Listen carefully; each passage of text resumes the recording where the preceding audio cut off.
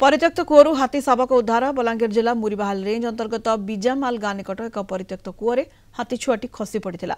मुरीबाहाल दमकल बाहिनी जेसीपी साहाय्य शावक को कूअरु उद्धार करिसेंती। उद्धार समय गुड़ीघाट केन्दुली फॉरेस्टर प्रदीप नाथ को हाथी शावक आक्रमण करिछि। गुरुतर अवस्था फॉरेस्टर को कंटाबांजी मेडिकल को स्थानांतर करा जायछि।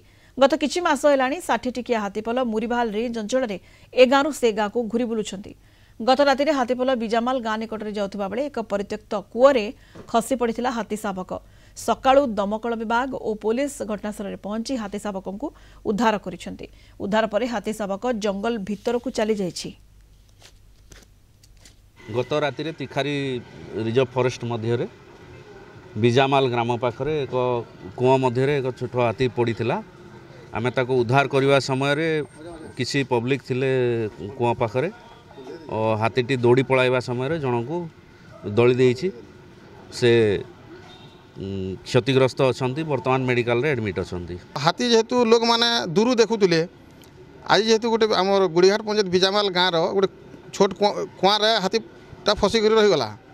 तो जिते बेले हाथी रहीगला तो सब देखबार लगे उत्साहित होकर आमर जिते पाखर गाँव लोग जे तो से टाइम आमर वन कर्मचारी आटा फेयर बाले रेस्क्यू करवार लगे आसले।